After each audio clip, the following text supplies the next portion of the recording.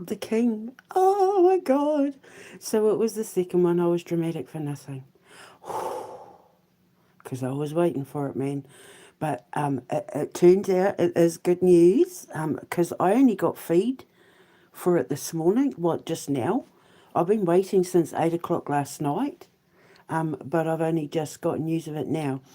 He's reducing his cancer treatment. Now, the interesting thing about that is, remember I said I'd rather be dramatic because it just goes to show how much I love my king. The king means a lot to me. So this is just me showing my passion for the king because I know they're after him. They are out to get him. But the interesting thing about his diagnosis is I had a dream, and I'm going to put a link in the description box below, where Vladimir Putin and I were dressed. I was in a ball gown, he was in a tuxedo. I can't remember all off the top of my head, but you're going to have to bear with me. And I didn't want to be there. I was uncomfortable, like my shoes were hurting and all of that. And the king and Vladimir Putin were sitting in a corner talking. And then we were in the street with the people, and Vladimir Putin handed King Charles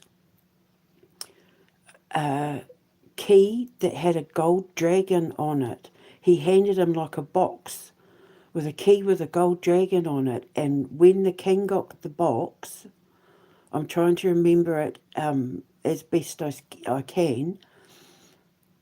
The king went through like the rapture, like he'd had a massive spiritual awakening. When he got the key, it was like he saw God. And I was talking about, they were calling me England's Rose. Or they were saying England's Rose, but they weren't calling me England's Rose. England's Rose meant something. And in the dream, when I was writing it down, I was saying about how, like, roses and all of that are to do with appreciating life,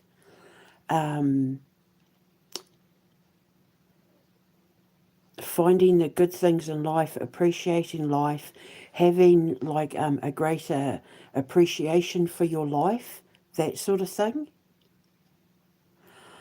So I just said to the king when I found out, I messaged his Twitter, like, did this treatment that you've got come from Russia? Because Russia have the cure for cancer. You can get, if you get cancer in Russia, they just give you an injection for it, and you don't have to have, like, you don't get cancer anymore. So I'm wondering whether the king's treatment has come from Russia, because it was Vladimir Putin that handed the king the box, and Russia are the ones that have been working on, the trials for the jab to cure cancer. And they're saying that his treatment and everything is such that he can pull back on his treatment, which means it sounds like maybe he's going into remission, which is awesome. And in this dream, I'm getting emotional. I'm always emotional. It's because I'm a water sign, and we feel the deepest, you see. We're the deepest feeling water sign. So when we love people, when we're passionate about things, it comes out as emotion. Aries are exactly the same. And people were celebrating in the street. I remember there was bunting. Remember I was saying yesterday about how we need to spend the King's reign celebrating him and bringing back bunting and festivals and concerts and bringing everybody out into the street and celebrating and getting the pubs open again and going back to being bloody British. And I'm not even British, but you know what I mean, where they had their sponge rolls and their strawberries and their wine and their pubs full of people singing and drunk people hugging each other down the street, and that's pretty much what it was like in this dream. Everybody was cheering. Everybody was so happy because it was like whatever the king had just experienced in his rapture and his awakening and his sudden appreciation for life, everybody else felt it. Everybody else It's like everybody else got the key or got the feeling of the key once the king got the key. So is the golden key the cure for cancer? Is Russia? God, that would make people hate Starmer and the NHS a lot. Hey, if it turns out that Russia just handed everyone in the cure for cancer, because Russia has the cure for cancer, and now I'm wondering with this dream, has Russia got something to do with the king's remission? I'm so happy. I'm so happy because they're out to get him. And the Queen has been absolutely determined to save that man. And those dreams, that dream that I had about England's Rose, I've been trying to figure out what and who the hell England's Rose is, because they specifically said England's Rose. So is it a racehorse? I know there is a racehorse called England's Rose. At one point I thought it might have been to do with Ghislaine Maxwell, because she had a horse called, I can't remember, but you know, when I have these dreams, I have to try and work the algorithms out through these codes. So I can go back to the original, Becoming Spellbound, where King Rupert didn't drink the poison and then he doesn't die. But in the movie, they all get taken to court for it. So I can relax now. I've been beside myself checking, waiting to see it come up to see what's going on. I'll put the link in the description box. But the thing is, if we can get rid of Starmer, we can give the king, in however many years he's got left, the best that Britain has to offer, so that he gets to enjoy his reign in a way that his mother never did. His mother had to fend off a lot of really bad people in and around her government. If he gets rid of Starmer, the king won't have to deal with any of that. He can enjoy his reign for however long he's got left. Admittingly, he's not going to be like his mum and his great-granny or great-great-granny, Victoria, but there's no reason why he can't enjoy the rest of his reign in peace. Oh, God, I can breathe now. My stomach's been in knots. I thought, they've got him. They bloody got him. They got my king, the bastards. I was just, and I was like, unless it's good news. They don't usually put the good news out, though. They usually just post it. They don't usually make, like, TV thingies, but this is wonderful. I'm so happy now I can relax, because I've been like a bundle of nerves just waiting to go down there. We still need to impeach Starmer, though. I don't know if many people in the UK know that Russia has a cure for cancer, but there's a vaccine you can take where everyone in Russia is going to be offered it so that they'll never get cancer. So I'm so happy. I'm so happy, because in this dream, there was this veteran in a red uniform and whispered in my ear, the Queen said to say, don't worry, you'll get used to it, or something like that. And people were just celebrating all over. This dream was in London, and people were just celebrating all over Great Britain after the King received this golden key with the dragon. It was a gold dragon key that Vladimir Putin, he was talking to the king on the side at the start of the dream, and then Vladimir and I were in the street in London, like walking around the people, and they were just all happy to see us, and we were talking with them, and it was like a big street party sort of thing. Well, it was like people were out celebrating, not necessarily that it was a street party, but I don't know. I'm trying to remember it all, but I'll put a link in the description box so that you can read the dream. And then when Vladimir, he said, this is what I was telling you about or something, and handed the king this jewelry box, and when he opened it up, it had a gold key. It was a golden dragon key. And when the king got the key, It's like he experienced the rapture. And then there was the mention about the England's rose, and when I interpreted the dream, I said it's like a new appreciation for life, a new appreciation for life. The king's been having cancer treatment for a while, so if he's going into remission, I can pretty much tell you he will absolutely be having a new appreciation for life. Maybe this experience is going to make him rethink his choices about letting his government get away with so much. But I said to the king when I thinged on Twitter, did your treatment come from Russia? Was it Russian? Because they have the cure, and it would imply that it was Vladimir Putin that handed this thing to the king, and now the king's in remission. If that's true, I mean, it sounds like he's in remission. As soon as I read the headlines, I just had to quickly rush and make this video. I'm so happy. Because the thing is, I know what's coming for Great Britain if they get rid of Starmer. People don't realise. I know people are terrified and they think, oh, he's taking us to war and oh, he's doing this whole, we've got this whole pandemic. It's all bollocks. Like, there's 2,000 people that are in hospital, 2,000 something people that are in hospital, 75,000 out of 75 hospitals. So it's not even. And the thing is, I was still right about them planning the pandemic and targeting children. I was right about everything. It just hasn't affected the king because in becoming spellbound, when the Queen popped up on the big screen, she told him not to drink the poison and that he would be okay.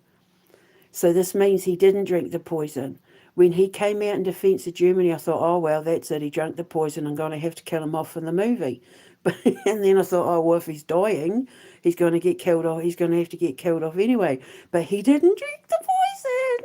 Oh, my God, I'm so happy. But that sounds weird, but it's only because I write a lot of my codes into my movies and books and games and stuff because I like to infuse fact with fiction.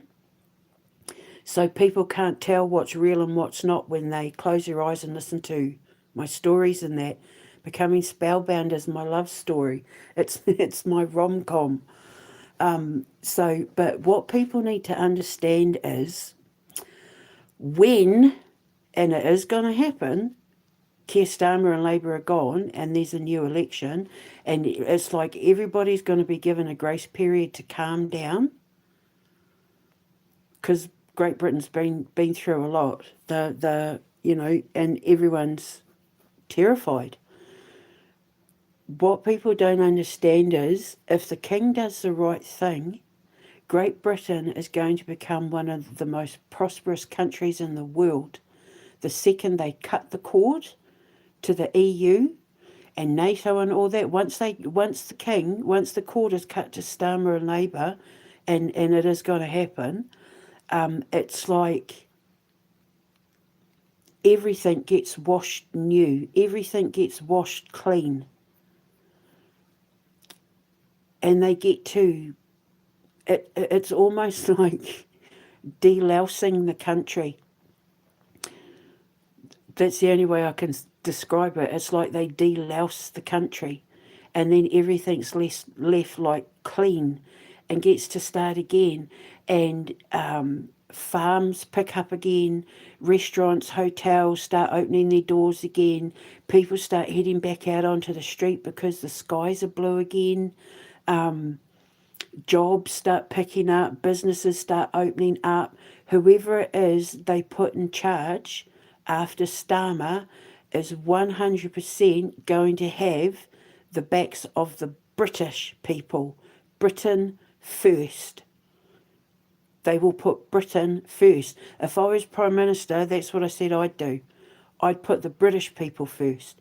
Everything that I did as Prime Minister would be to put the British people first. The taxpayers, the veterans, and for me, like I said, the word veteran would also include council workers and postal workers. Any job that you had where you had the crown on your letterhead or your logo, I would consider you a veteran. And yeah, so I would add not just first responders and police and military, I'd add postal workers and council workers to the definition of what a veteran was. But it's like the waterways are going to get cleaned up, food's going to be healthy again. It's somebody who really cares. That's what's coming next. It's going to go from darkness to the light. Great Britain's going to go from being in the darkness because of the last 30 years of regime terror slowly creeping in to like it used to be. British summers,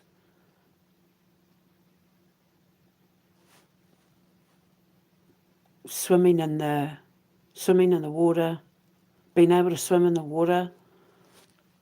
It's like the water's going to get clean, the soil's going to get clean, everything's going to get cleaned up. That's the only way.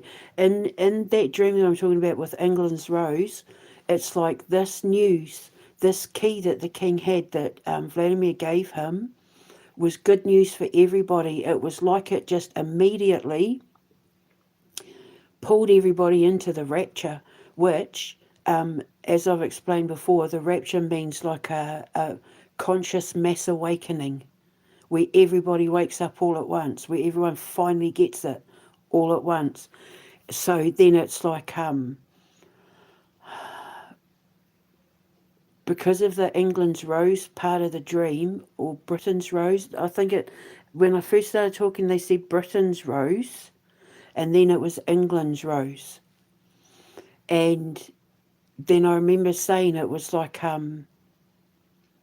everybody was taken from the darkness and into the light, and there was just like mass street celebrations all over Great Britain. And everybody was out on the street celebrating. There was like bunting, there was like confetti, there was, people out drinking, and there was food everywhere. And Vladimir Putin and I were in the middle of it with the king. So the good news is the dreams come true. The dream about the England's Rose, it's coming true. And so this is the turning point. So don't be fooled by what it is people like Keir Starmer and West Streeting and all that are trying to threaten you all with, because they're in the end of days. People are judging them a lot to the point where everyone knows the tricks now and they're not falling for it. People are starting to wake up. They're starting to realise how much trouble the EU are, how much trouble the EU are causing countries that want nothing to do with anything. The EU, people are realising that even EU countries are starting to realise that the EU are trying to pull, and NATO are trying to pull people into things that have got nothing to do with them, simply for the fact they can't stand the fact that Russia has so much support. People all over Great Britain are like, I don't have a problem with Russia, piss off. Like, what's Russia done to it? Like, nobody in Great Britain is threatened by Russia. But Labour will have you believe that Russia are the greatest thing to fear, when they're not, in any way, shape or form. I'm going to leave a link in the description box about my Rapture video, because in that Rapture video, what I was saying was people are going to realise that Russia and that poor man have been fighting evil all on their own. And that when people wake up and realise, oh my God, it is actually happening. It is, oh my God, it is actually happening. The rapture is actually happening right now. I've just been posting it on my EU feed, on my X feed, about how everybody is starting to say the EU's finished, that they're getting crushed. All these countries, these EU countries are starting to come out and say, like the Netherlands and that. Nope, nothing. Don't. Nope, done. We're out. Is it Slovakia as well? Like they're all coming out and saying no, nah. And now because they're trying to steal that money, legal stuff is getting done, and it's like no, no. Because what's happening is people are starting to come out to defend Russia because they're having to defend themselves. Because in order to stop themselves from getting drawn into the vortex of darkness that is von der Leyen and the EU and NATO, they're having to defend their own countries to get them away from what they're trying to pull them into against Russia. And in my Rapture video, I said, people are going to fall out of a portal. It's like a cloud is going to open up, and all the angels and archangels and gods and demigods and deities and all of that fall out of the portal and help Vladimir and Russia sweep the globe of all the darkness. Because now people know where the shadows are hiding, and it's exactly what's happening right now as we speak. Countries are starting to stand up to the EU. Countries are starting to oust their government and force their governments to resign and things like that. Oh my God, I can't believe it. So that's two dreams that are starting to happen at the exact same time. So I'm so happy. So what people need to understand is all the king has to do is cut the cord with Starmer. That's all he has to do. Make that one phone call, cut the cord, and then Britain blossoms. And it'll blossom in a way that it's never blossomed before. They'll keep the oil to themselves. They'll keep the coal to themselves. They'll keep the gas to themselves and feed Britain first. Britain will come first. Whoever they get to be Prime Minister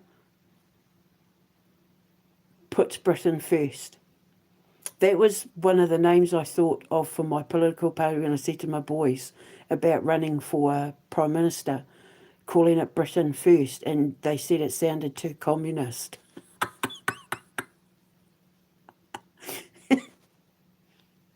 That'd be funny having the head of the Britain First party being from New Zealand. I was coming up with all sorts of names. But yeah, all the names I came up with, they said sounded too communist. So yeah. So this is wonderful. I'm so happy. I'm happy because it's my England's Rose dream. So the rapture's coming for the United Kingdom, which basically just means a global mass awakening around Great Britain. Like, well, not a global, a British mass awakening, where everybody ends up being on the same page. I'm so happy. Because I was saying it would be so unfair if the king only got like a year or two to enjoy being king.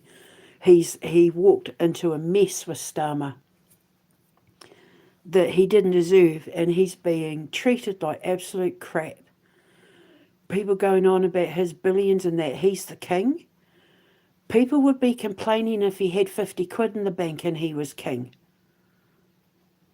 I'd expect my king to be how embarrassing that the king only put on chippy sandwiches for the arrival of blah, you know?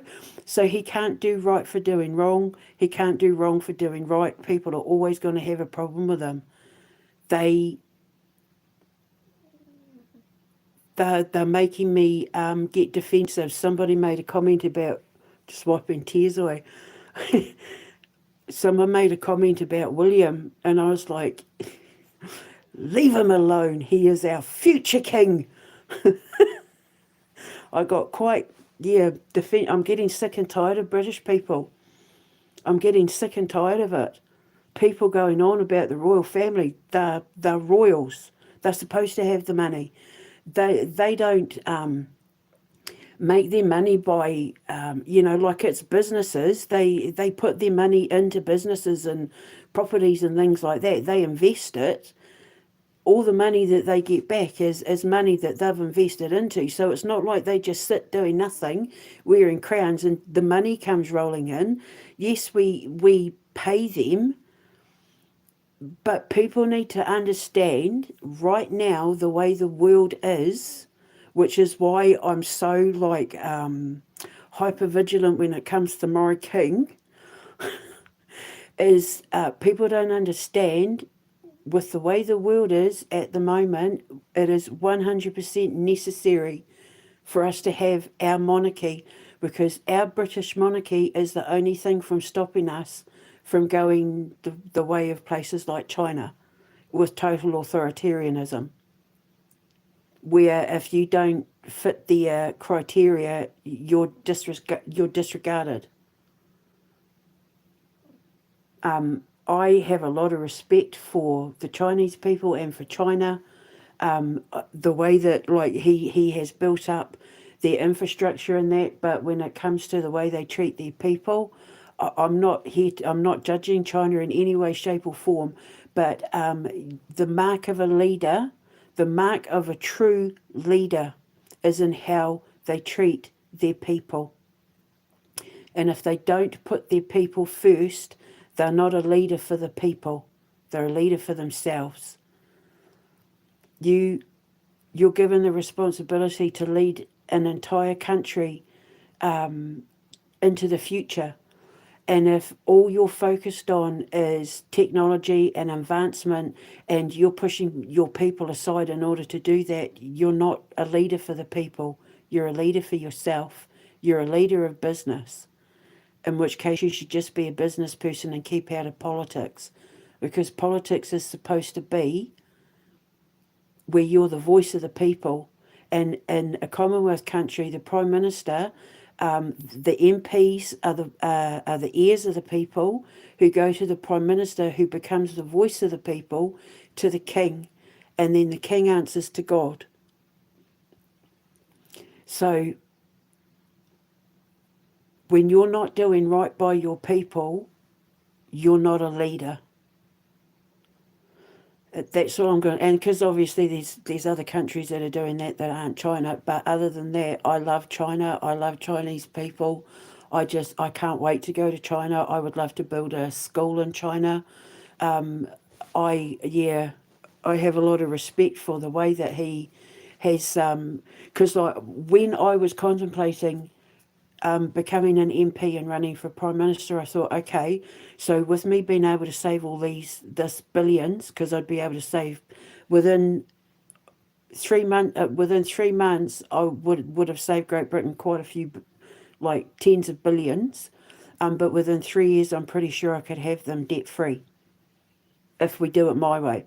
When I looked at their budget, like when they first got in and blah blah blah, and then I was thinking, okay, I want to pave Britain's roads with gold so that everybody can take a rock and, build a road themselves, build their own future, build their roads, pave the roads with gold, let everybody take a chunk of the road so that they can then pave their own way, right? So,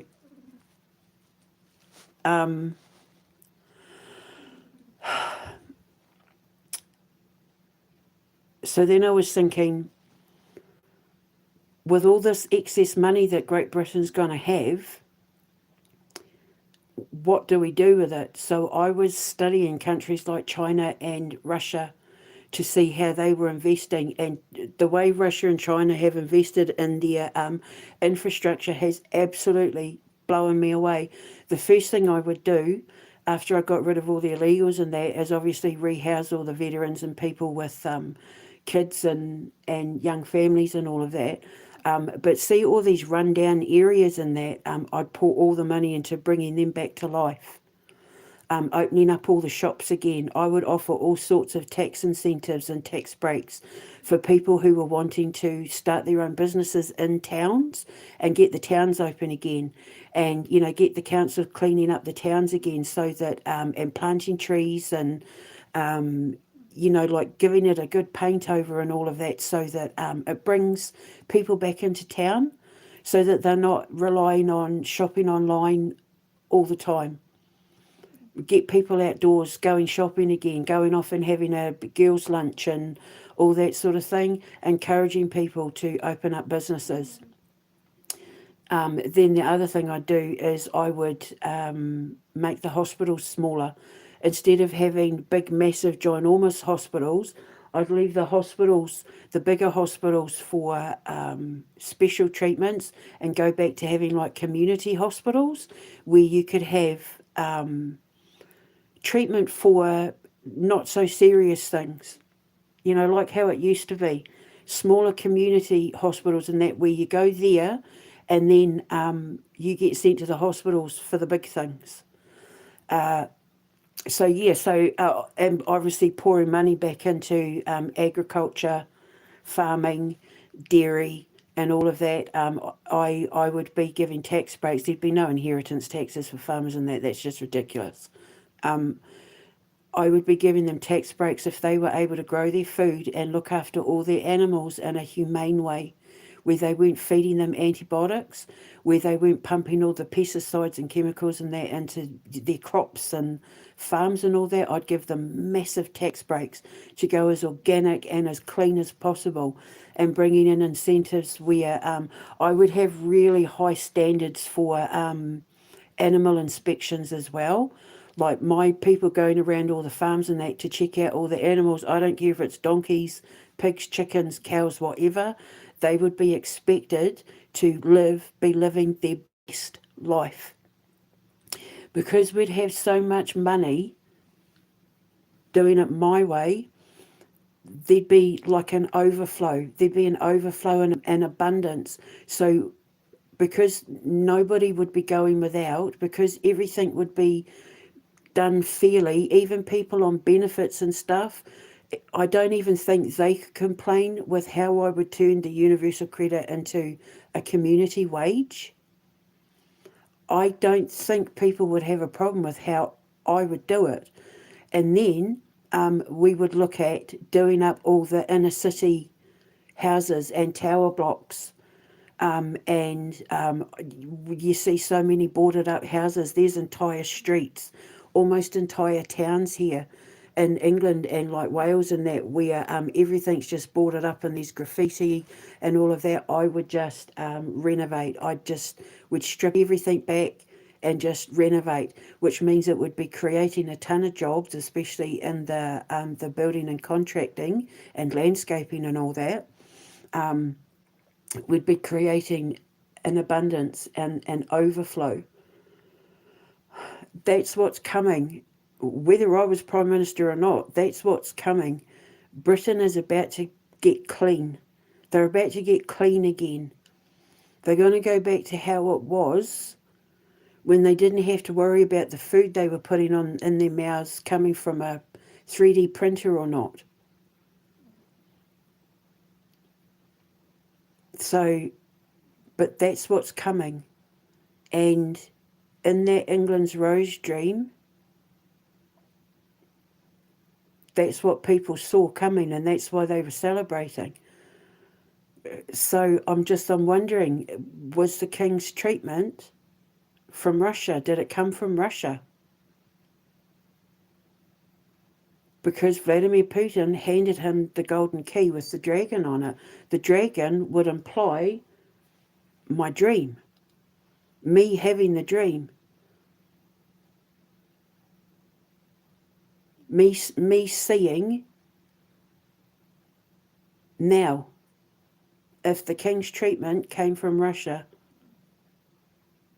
because, like I keep saying, they have the vaccine to cure cancer. And the last I heard, they were going to be giving this injection to every Russian for free, so Russians will never get cancer again, ever.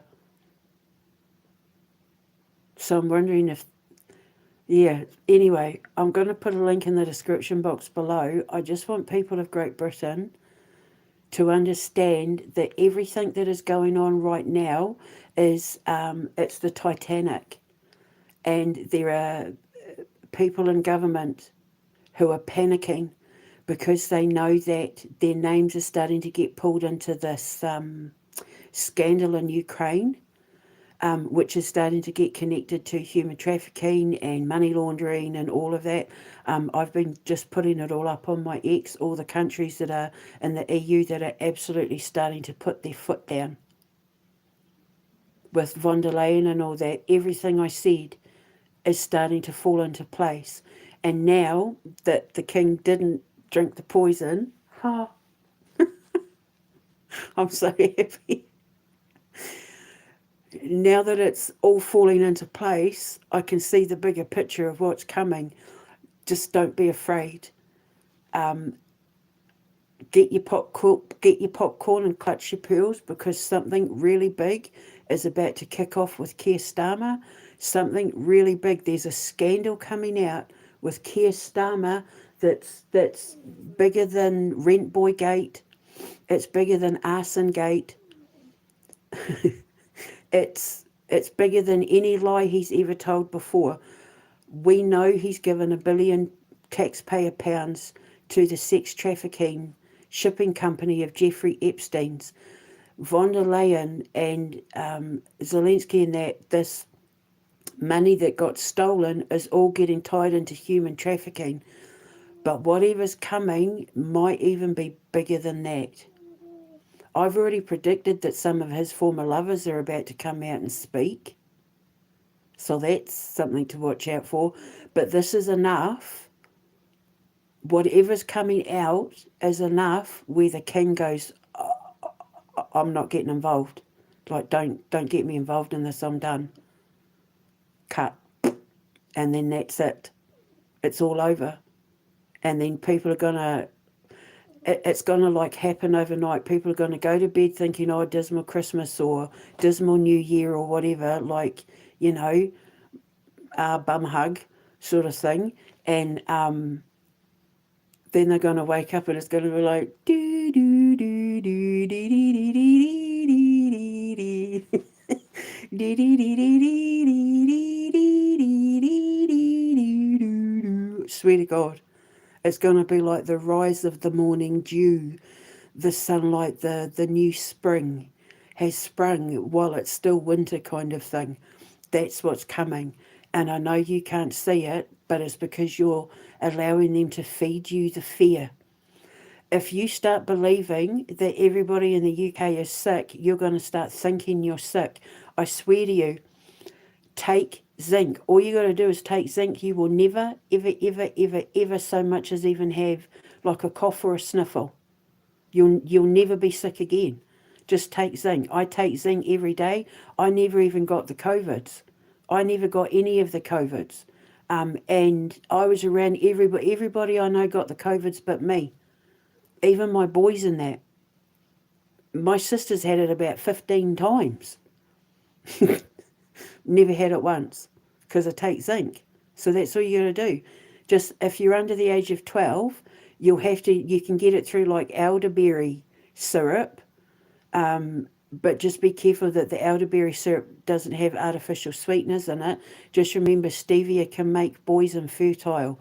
So if you're giving them anything that has stevia in it, stevia is good for things like ovarian cancers, but it can make boys infertile. So just be very careful with the artificial sweeteners. You're better off just like buying elderberry juice and putting honey in it.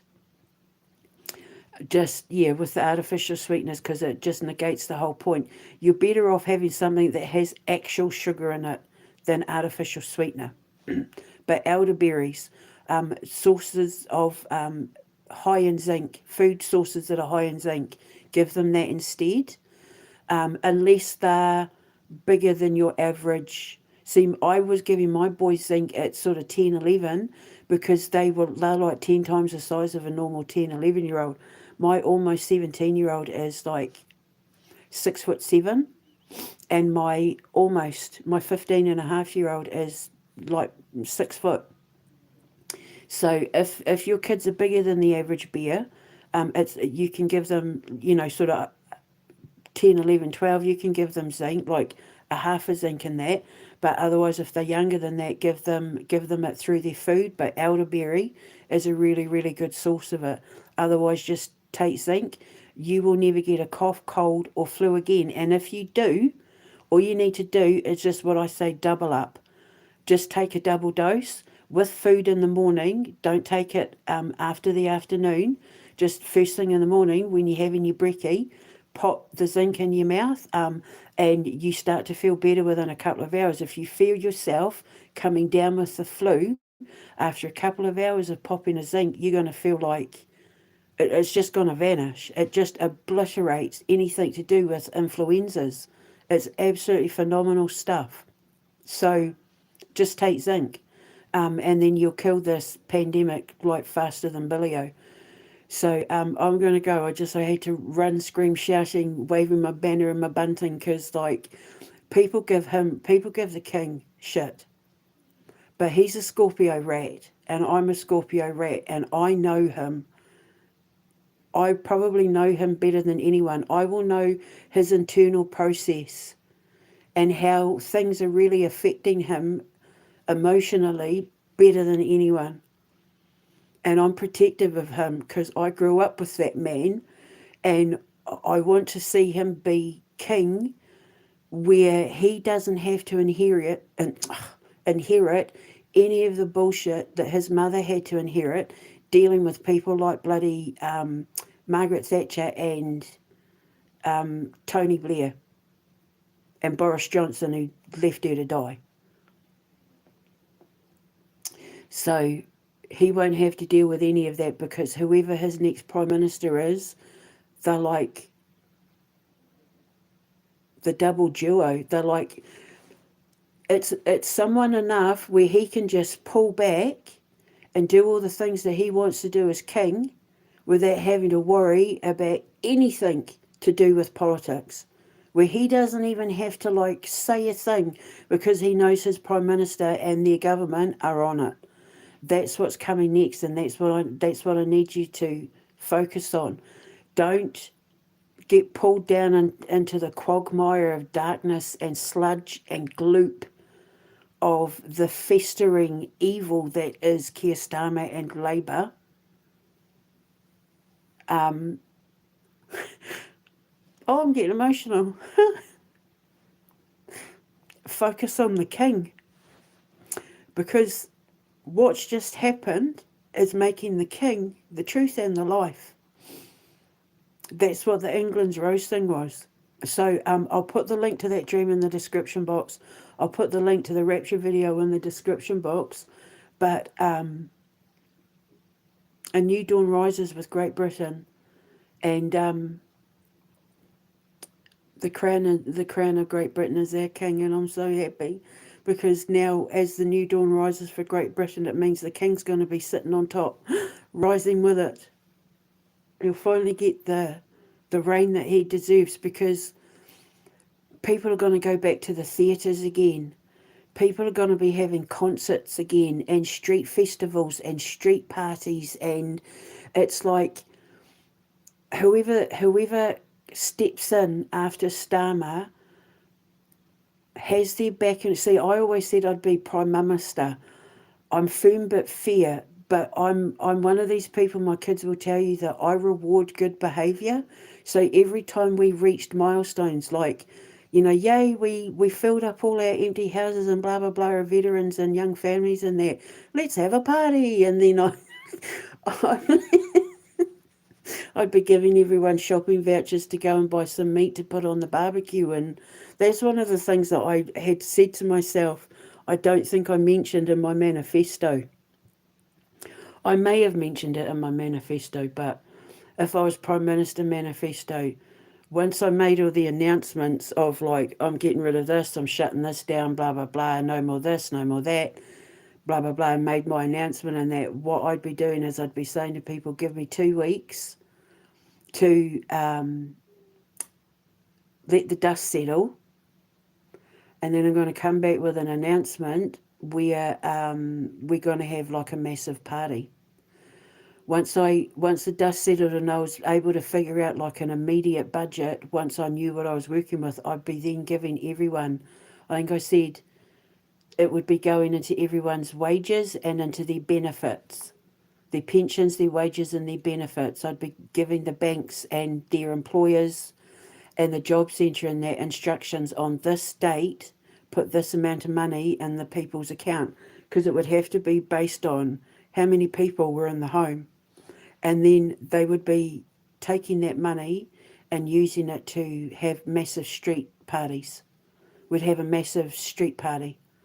All the streets, everyone coming out in the street, lining up the streets with tables and bunting and music and, you know, wine and beer and meat and food and sandwiches and all that. Everyone getting out and having massive street parties. In the towns, in the cities, all the bars would be spilling out with people. There'd be music playing all over the place. No one would be allowed to make a noise complaint because everybody would be outside celebrating. Ding dong, the witch is dead. The witch being Starmer, obviously. Ding dong, the witch is dead. The wicked witch. Yeah, so this is fantastic news because it's like, this is it. This is the end of, this is the birth of all new beginnings for Great Britain.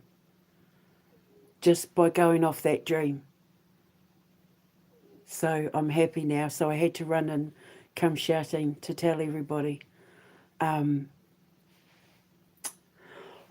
So I shall speak to you later. God saved the king. Saved. I said saved. God saved the king. And if it turns out Vladimir Putin had something to do with this, Keir Starmer has no business going to war with Russia because Russia saved our king. And you know, I've been saying to the king from day one as well, Russia has your back, Your Majesty. Russia could have obliterated us a long time ago. Everybody knows they're the most powerful force in the world. He could have done away with us in ways that we wouldn't have even seen coming. He could have taken care of us while we were all asleep, and Starmer would have been ill-prepared for any of it. And he hasn't. All he's been saying is, I have no interest in Britain, I have no interest in Europe, I have no interest in going to war with anyone. We're just defending ourselves against Ukraine. We want this to be dealt with politely. And then they're making out like, poke the bear, poke the bear, poke the bear, like, ooh, the bear's going to like growl and poke the bear, poke the bear. Look, any minute now it's going to rip our arm off, poke the bear, poke the bear. And the bear just ain't playing.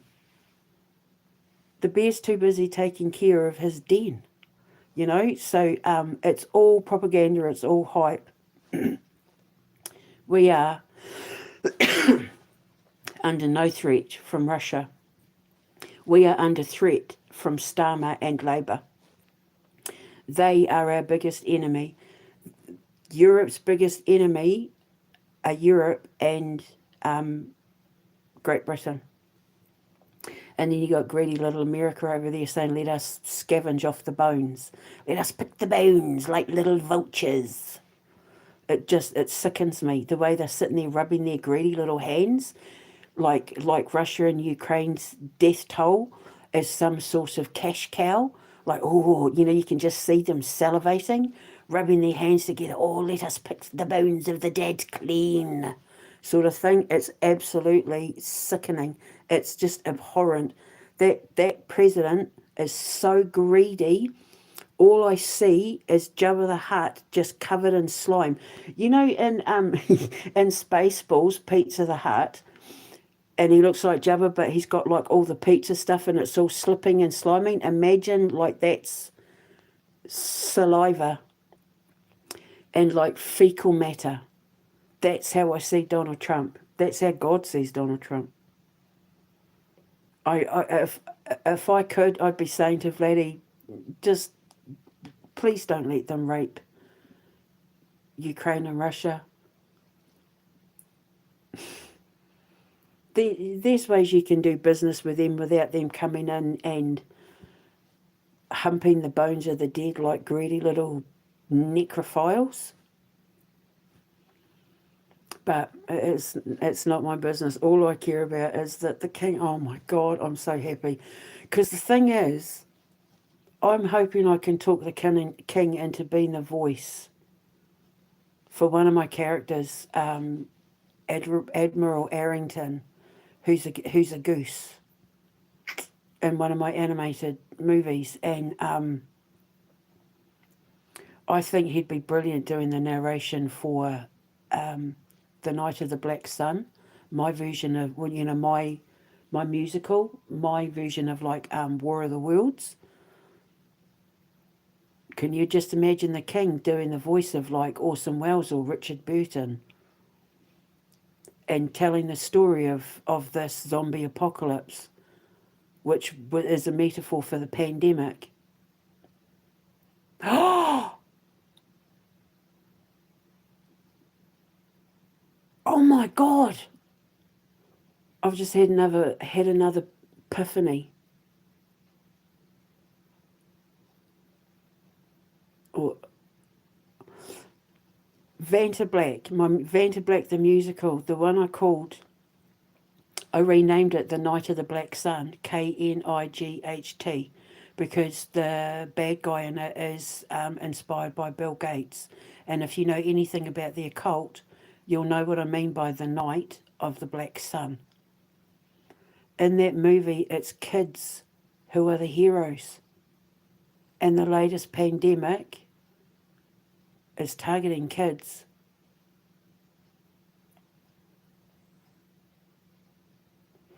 So this whole time,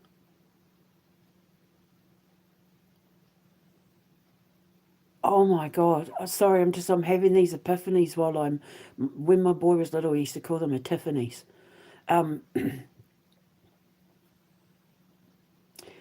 My son and I originally wrote Vanta Black because we needed a zombie movie.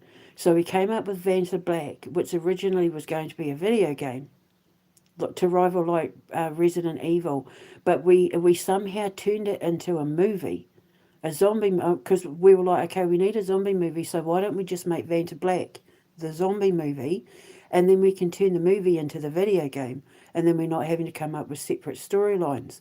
So we started writing it thinking it was about COVID because it was the sun having an effect on the vaccines that were turning people into the zombies, right? So that was like that whole thing. Then it all got changed, but it was primarily about people being affected by COVID and it turning them into zombies, and the kids being the ones to escape the summer camp to get to the safe house that their mother told them to get to, and that she was heading to them with the man in the helicopter, and that they were to wait at the safe house and she'd come to get them with the helicopter. So now with this new scandemic, and it's targeting children between the ages of 5 and 15, The Night of the Black Sun has become about the two pandemics, COVID and this one, Pegasus. So my son and I accidentally wrote about a future pandemic targeting children we didn't even know was coming at the time we wrote it, as well as it being about the COVID as well. Oh my God. So everything's starting to fall into alignment then. And it was the kids who fought back. It was the kids who took down the bad guy, chopped his arm off. I had to write in a scene at the end when my son said, "Mother, you have to let me do a bit at the end where I finally get to use my sword." Because he's doing, he does sword fighting and that he's practicing, taking classes. And he wanted a bit in the movie where he got to use his sword. And when we were writing it all, he was never really getting a chance to use his sword. So I wrote in the end where when the mum and that are getting the kids on the helicopter, he gets to fight the bad guy with his sword. And then he gets on the helicopter and we just go to take off, and the bad guy grabs the foot of the helicopter, and then my son just takes the sword and chops his hand off, and he falls to his death. and that's how it ends, and then they fly off. And then it actually is the opening to a story in the Soul Collector series, where she's like a bounty hunter for, the gods. So, as you can see, this is exciting to me because I've got so many projects that I would love to get the king involved in. If I got to build a school here, and even just not just because he appreciates the arts, and this would be allowing him to have fun and leave a legacy for his grandchildren, where they'll get to look back and be really proud of him. The Queen, remember, with Paddington Bear and James Bond, she let herself go there. She let us see that side of her where she was fully prepared. I'm getting goosebumps. Fully prepared to interact with her people, where she was totally okay with playing a role. And I want to bring that out in the king, because with him being a Scorpio race as well, I just think that he could take the narration to that musical with that posh voice of his in a way that, coming across the radio waves, if you think Richard Burton and Orson Welles and that with the king, when he's talking very seriously about these invasions sweeping across his Britain, if you think of 28 Days Later, I just think it would be fantastic.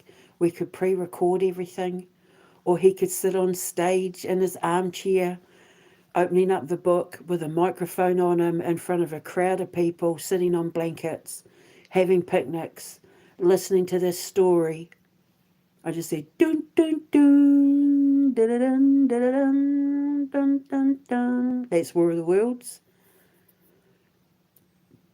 But to the left of him would be the actors standing there with their scripts in front of the microphones that I want to look like the ones from the 1930s and 40s, with the red light on stage saying on air, and all the musicians in the back.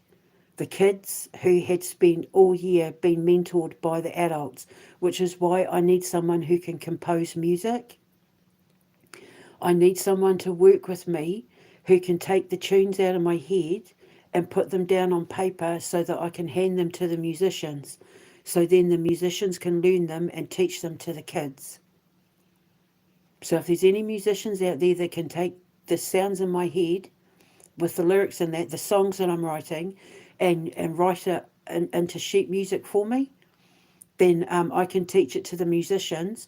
And the thing is, the one thing that I want everyone to know is that if I'm able to do all of this, it's because I got justice and I got my lawsuit money. Everybody involved in this gets paid. All the musicians, the composers, the kids, everyone gets paid to do this. This isn't a voluntary thing.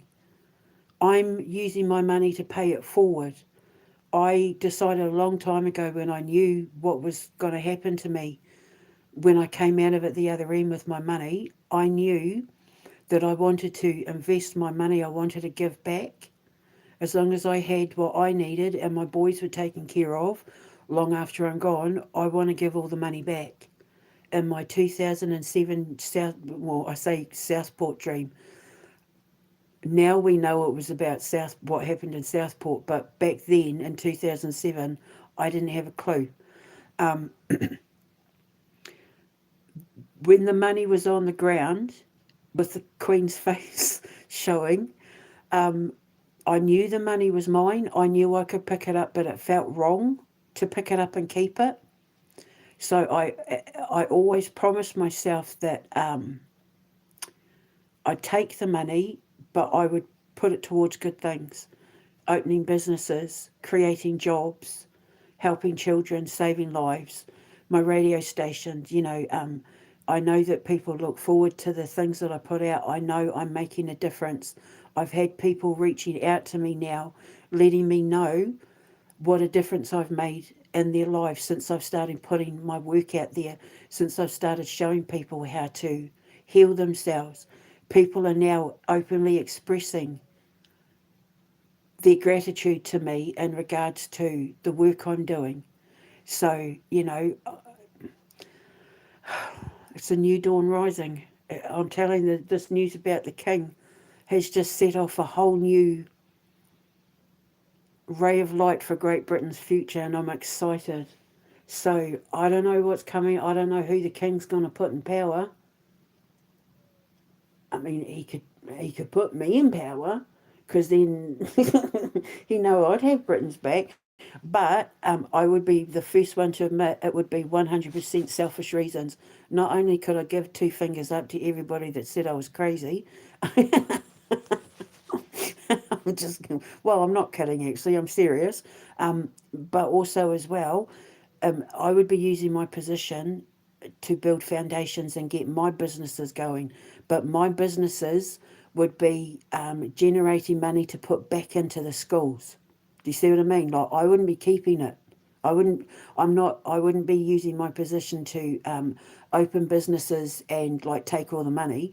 Would be using my position to open businesses and build schools to create jobs and that to put back into what I was building. I just funnel it back in. Um, I'm as long as all I want is I want my homestead. I want my dream home. So I'm scratching my leg. Um, I just want my dream home. I want to be able to have my horse and my pet cows and all of that. I don't want to have to worry about paying the bills. I don't have to worry about where my next meal's coming from. I don't want to have to worry about my kids' futures. I want to be able to travel the world and not have to worry about whether I can afford it or not. And that's it. As long as I get to write and create and work with the kids and imaginate and work on building up my business portfolio and all that, that's all that I'm happy with my lot. All the rest is going to go back into my children and the children. I want to make sure that long after I'm gone, long after my kids are gone, when it's just my grandkids, God bless if I have any, they don't have to worry about a thing, and the kids at the foundation don't even have to worry about being evicted. If I've done this and raised my kids, and they've raised their kids the right way, my safe houses for the children that we rescue from the trafficking um, will never have to worry about being facing eviction. So yeah, oh my God, I'm so excited. I'm just so happy because this breaks out a whole new dawn. So I'm going to go now. I'm going to go and strip my stuff. I'm going to get some food ready to feed the animals tonight. I feel so, but that's the thing that pisses me off about Starmer so much. I used to be able to feed all the stray cats, the foxes, the hedgehogs, and all the birds. And now I can only feed the foxes and hedgehogs like once in a while because I know that there's other people around the neighbourhood that feed them. So I had to kind of choose between the foxes and hedgehogs and cats that hang about and the cats and birds. But I have to feed the stray cats. I put it out the front like almost every other morning, but I have to feed them to stop them from eating the birds. So the birds get the first lot, and then because I'm surrounded by like crows, and there's even like falcons and stuff that fly around here. So I feed like the meat eater birds, and then I also put out like oats and seeds and things like that for my sparrow because I love sparrows. They're one of my favourite birds.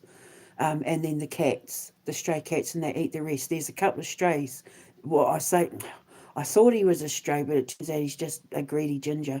But yeah, that I feed that. Yeah, I had to make the decision which stray animals to feed and which not to feed. I still feed the fox and hedgehog maybe like once a week. Like I build up all my scraps and everything. I put all my scraps together in a plate and take them out. And like when I've got leftover eggs and that from baking, because my wee foxy loves his eggs. And yeah, so that's really pissed me off. That's why I said when I was Prime Minister, I'd give people money, that get money to have gardens and grow their own vegetables and keep their own bees and to feed the foxes and feed the strays and all that, I'd give them money.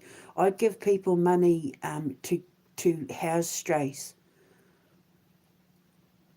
Get the dogs and cats and that out of these shelters, because the reason why people don't take them is because they can't afford them anymore.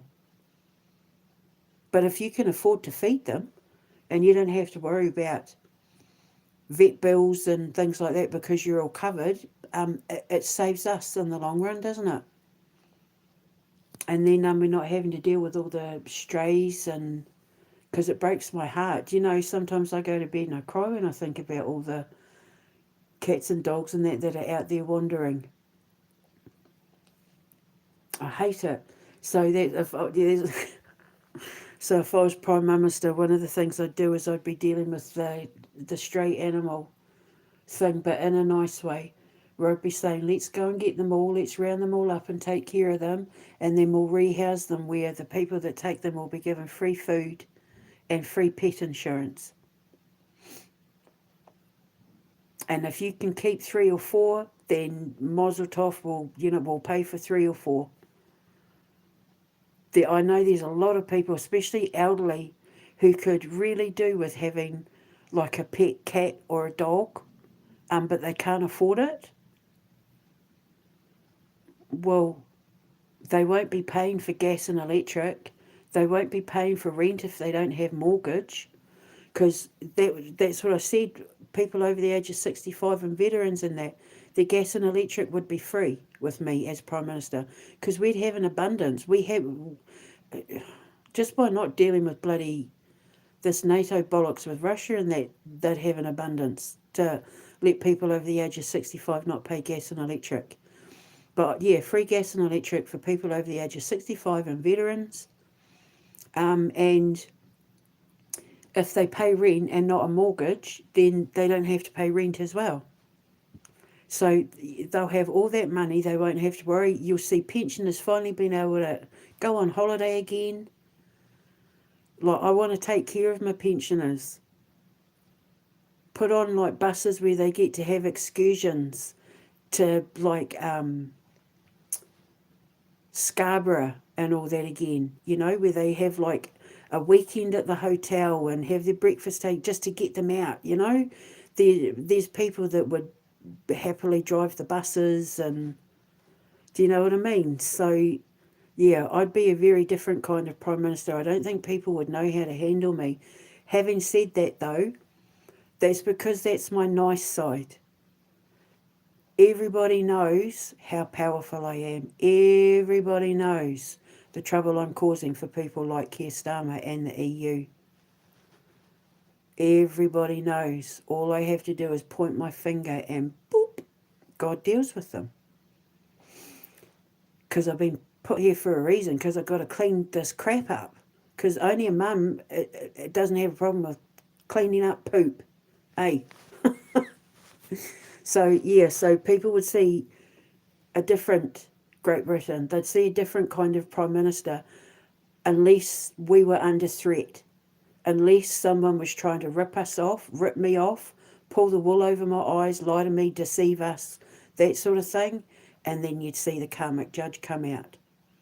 People would be all happy and love me as Prime Minister until my gavel came out. Because if I saw any sort of karmic injustice being, like, for example, getting a phone call from someone in BlackRock.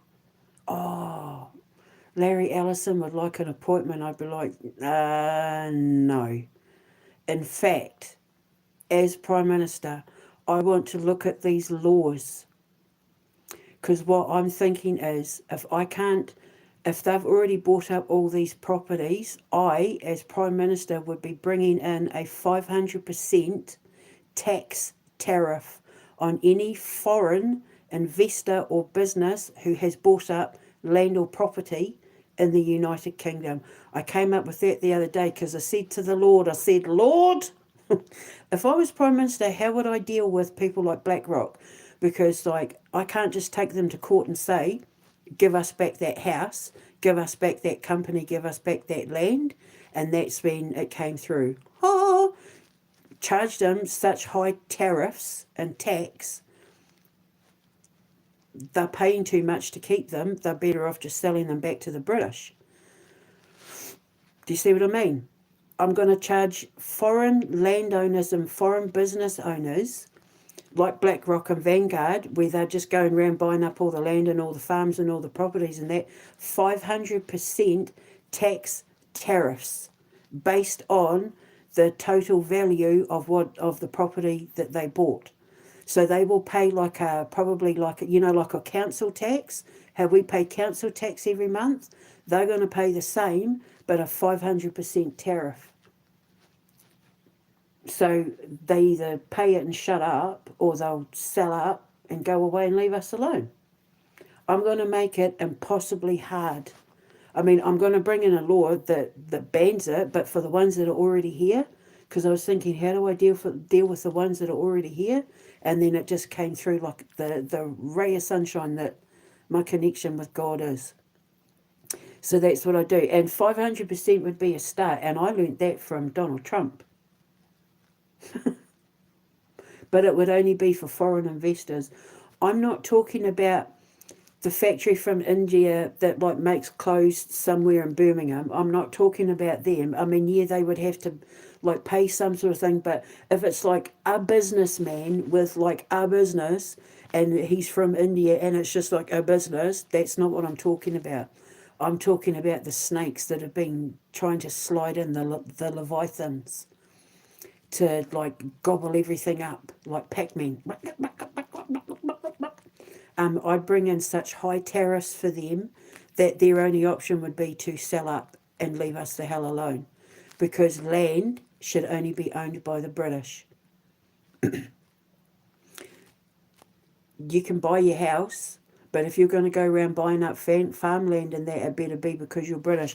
And don't think that you can get a British person to buy it on your behalf as well, because before any land is sold, you would have to have like a background check where everybody you're connected to, the banks you're connected to, your financial institutes that you're connected to would all be investigated before sales were allowed to go through if you were a foreign investor or connected to foreign investors. So you couldn't have BlackRock, couldn't have anyone inside the UK working on their behalf, because if that was the case, I'd do them for treason. Like, I'd be really strict. That's what I'm saying. Like, I'd be Prime Minister to the British, but for all the people that were trying to take advantage of the British, you watch that gavel come out, man. Kaboom! I'd be bringing out all sorts. They would be wanting to make sure that they left us the hell alone, because they wouldn't want to deal with the headache that would be me. Because when it comes to the law, I'm like draconian. I'm like the Capricorn. I got quite a bit of Capricorn in my chart. But I'm also a rising sign Libra, so I'm firm, but I'm fair. Everything I do is above board. I am quite happy to play the devil's advocate, as long as nothing deviates from the law. If it's an injustice to an innocent or someone who's pure, then I would be coming down on the side of the innocent. Like, I would be doing everything to make sure that nobody raped Great Britain again. Ever again. I'd be bringing in the kind of laws. I'd be going to my king and saying, Your Majesty, here's your Afghans. They're fresh. Don't eat them all at once, because his mother's convinced that he's going to love my Afghans. Can you bring in a law, the king's prerogative? He can bring in laws that can't be changed. Can you please bring in a law for this and for this? I'd explain why, and I would know, because I know him, I swear to God, he's like the boy me. He'd understand, he'd get it, because it's protecting his interests as well. And then I'd say to him, like, can you put a royal stamp on my food? And I'll give a percentage of the sale of my food to one of your charities, like your homeless charity or something. Well, if I was Prime Minister, we wouldn't have homelessness. That's the thing. So he'd be able to get rid of his homeless charities because I'd be getting rid of homelessness. There's countries in Europe that they have zero homelessness. I'd be doing the same thing. So yeah, I'd love to get him involved in the food side of my business. Get his little royal stamp, so that when we're having our picnics in the park, and it's my supernatural jams and pickles and relishes and chutneys and cheeses and all that, some of it can have his little gold stamp of approval on it. And then he'll get a percentage of it. So there's a lot of things I can do for the king going forward that can make him a lot more money than he is now, where it's done morally and ethically, where it not only benefits and feeds his soul and the soul of his family, but his subjects as well. I think I'd be great at it. I mean, ideally, I'd just get justice, get my money, go to Russia, build there. But there's no reason why I can't still do the same thing for Great Britain that I want to do in Russia, because I want to do this all over the world.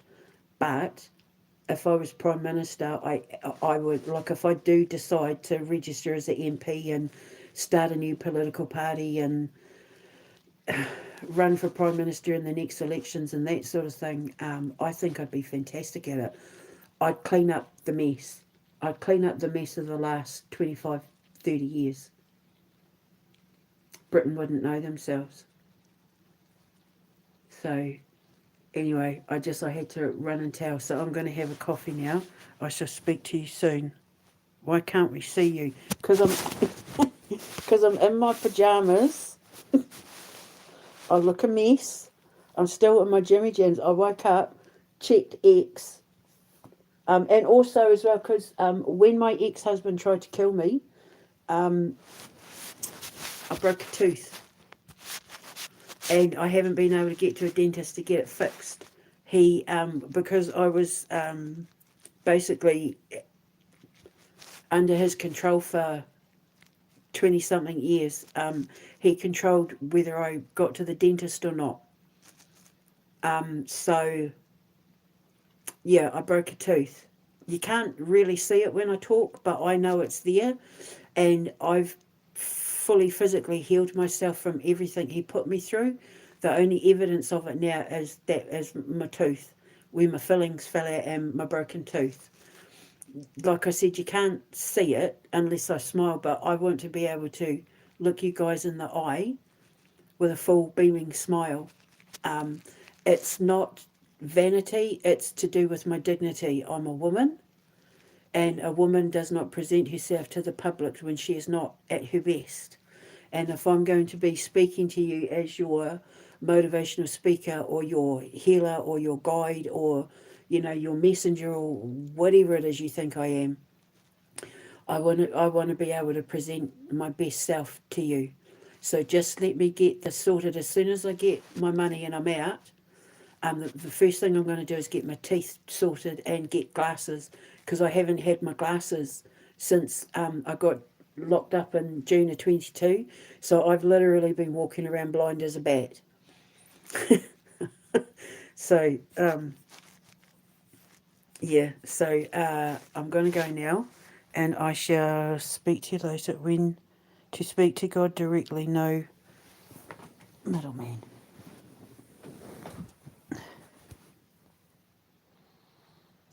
Wisdom is mine. Oh, wisdom is mine. Are you still there? Wisdom is mine. That's my pal from the other day. If wisdom is mine, if you want to talk to God directly, if you want to talk to God, just email me. Or I went for a month back in 2006. Fantastic.